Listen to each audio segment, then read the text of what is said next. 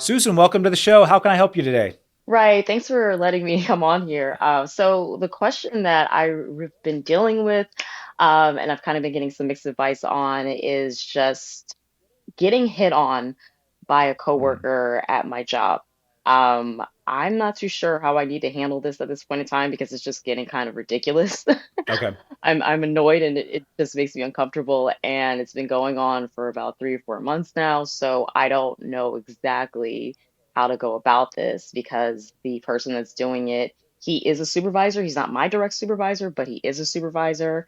But people are, kind of giving us looks, and it's just making it uncomfortable all the way Yeah. around. Have you said anything to him yet? Have you tried to lay down any boundary or anything with him?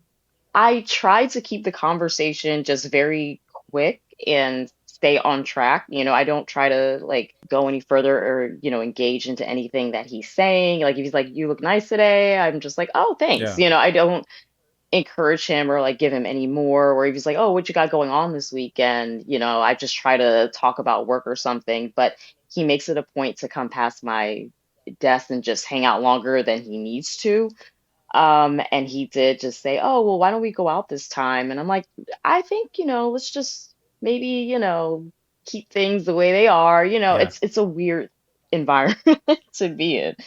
This is definitely an uncomfortable situation. It's difficult to have these kinds of conversations, but if you're getting to the point where he's like not getting the hint and he keeps persisting, do you think that it would be reasonable to go to him privately and just say, something to the effect of, I appreciate working with you. You seem to have a really good rapport with people here. I am noticing that you're kind of hanging around a little bit longer. You've asked me to go out a couple of times. To be honest with you, it's making me a little uncomfortable. And I would just request that, maybe we stop that and just make it more professional. Is that something that you could have that kind of conversation, or would that be a little even too uncomfortable?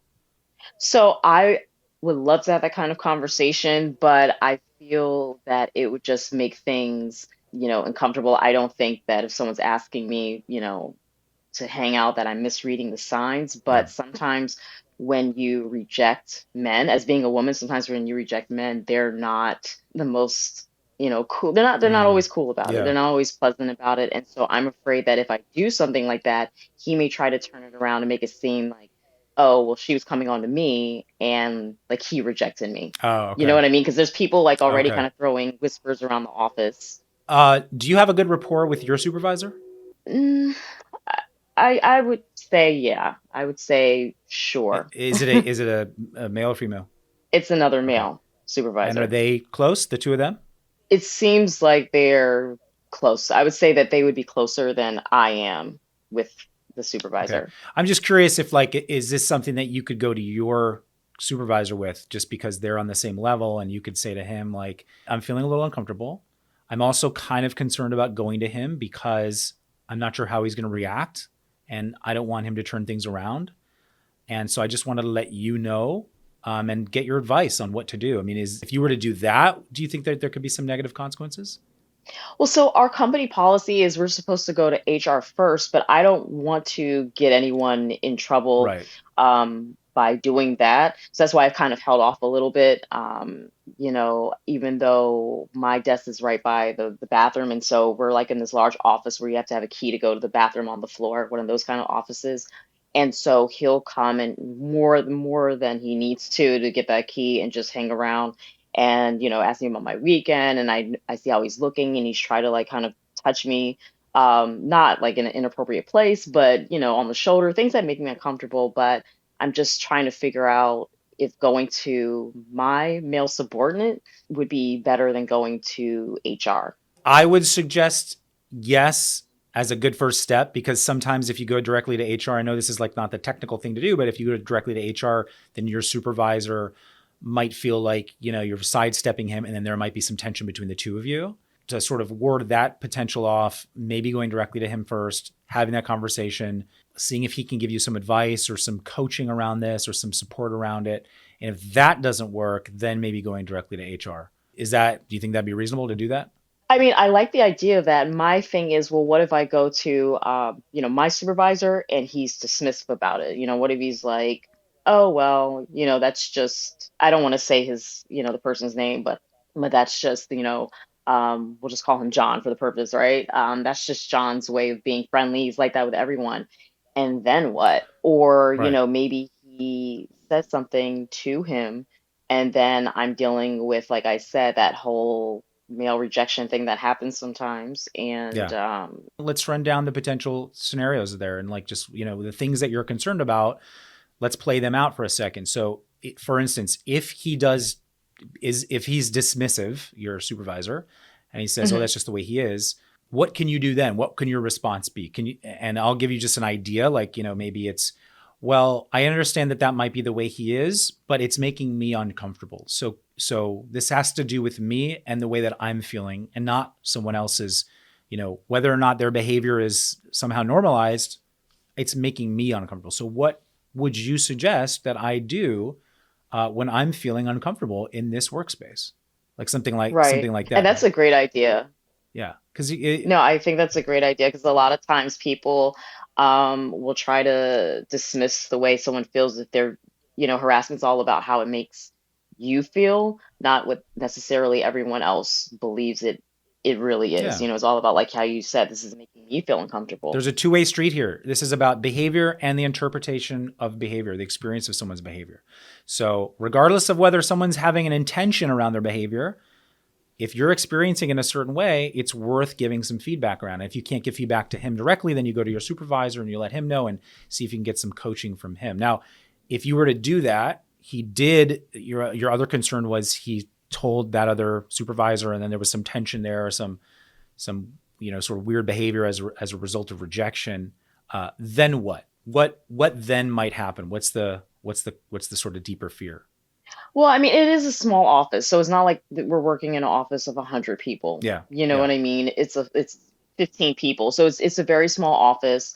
And it just we have to work on projects. Like again, I don't directly report to the supervisor that's hitting on me, but but you we have to do work have through. to sit in on these meetings. We do have to have company dinners and Right. things that are outside of the office that could then become just uncomfortable. You know what I mean? Yeah.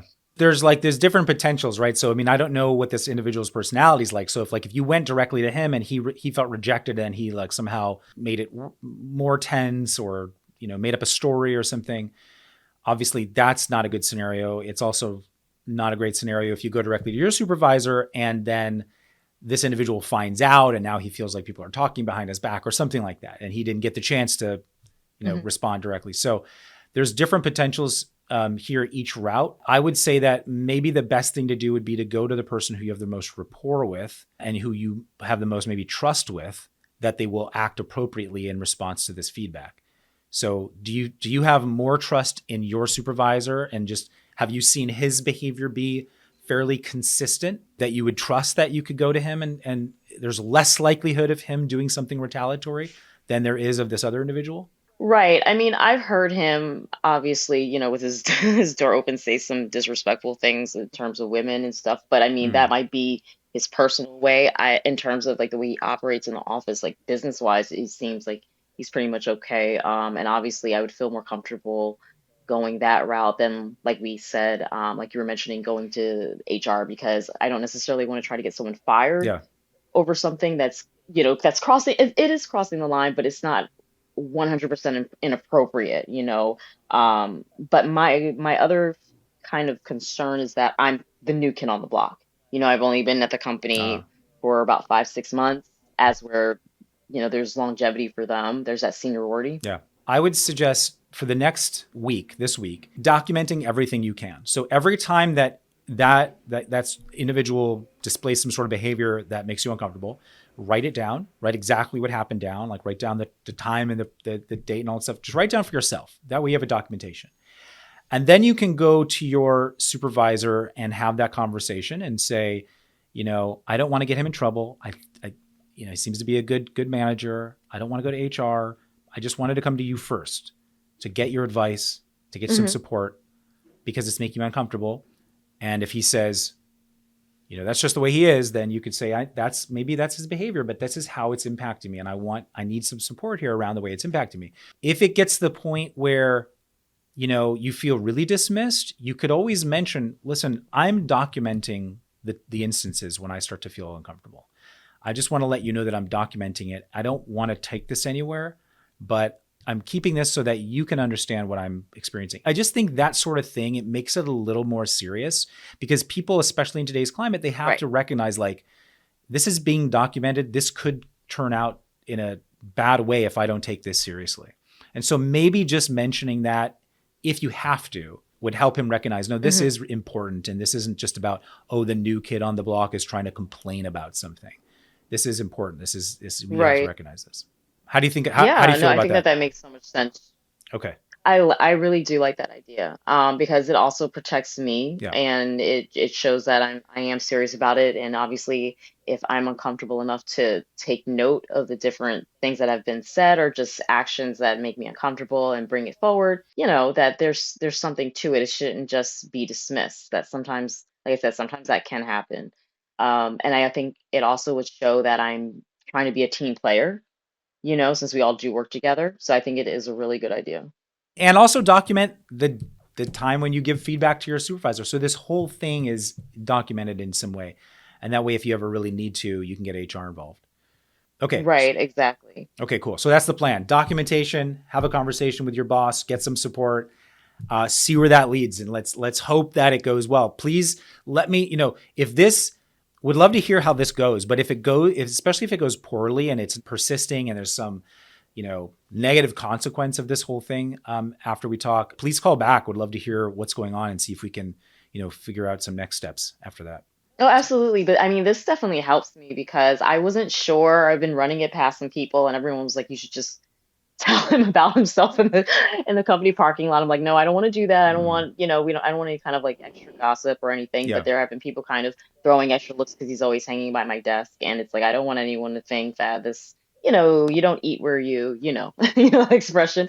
Yeah. So it's like I'm not interested in him. I don't want to be interested in him, and he's just not getting the hints. And it does make it uncomfortable every day. So I just, want to find a good way to make him kind of step back. Okay. And I think this would help me. Okay, great. Let's try this first and get back to me and let me know how it goes. Okay. Oh my God, absolutely. Thanks so much. All right. Well, thanks, Susan. I appreciate you coming on. Hey, thanks for tuning into the Peace Building with Dr. Pollack show. Don't forget to subscribe to my channel for more workplace conflict advice. Share on social media if you think your friends and colleagues would benefit from this episode. And if you have a workplace conflict and want to be a caller on our show, for free coaching and advice, please email podcast@pollackpeacebuilding.com. Thanks.